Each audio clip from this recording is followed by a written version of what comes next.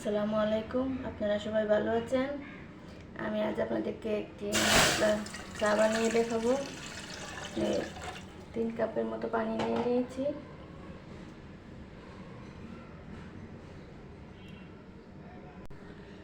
পানি গরম হতে হতে আমরা একটি মশলা বানিয়ে নিয়ে আসি। এখন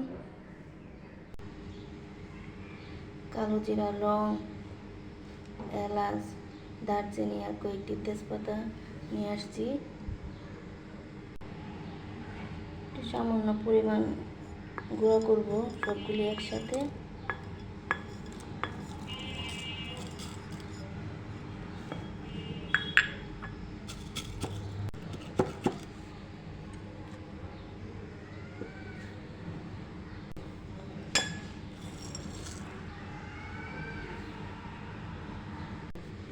আমি কিছুটা গুঁড়ো করে নিয়েছি, বেশি পেস্ট না, শুধু একটুখানি ছেঁচে দিয়েছি।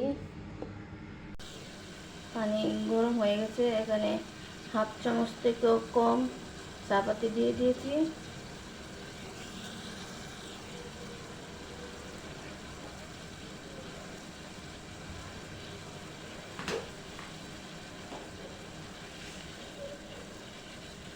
এক চামচ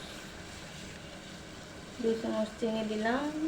চিনিটা আপনারা ইচ্ছে মতো কম বেশি করে দিবেন। আমি চিনি বেশি একটা খাই না, তাই চিনি কম দিয়েছি। এখন এই মশলাগুলি দিয়ে দেব।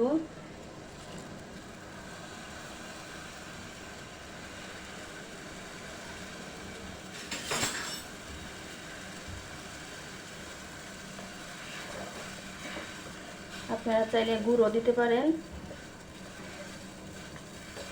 যার যেভাবে ভালো লাগে মিষ্টিটা ওইরকমভাবে দিতে পারেন। এখন আমার চা হয়ে গেছে, এখন নামিয়ে নেব।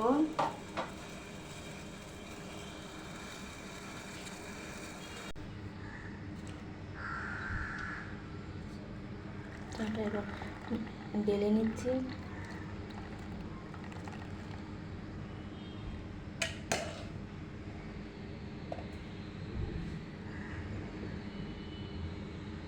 কত সুন্দর একটা কালার আসছে।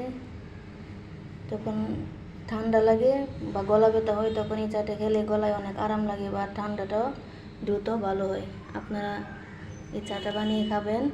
সবাই ভালো থাকবেন। আসসালামু আলাইকুম।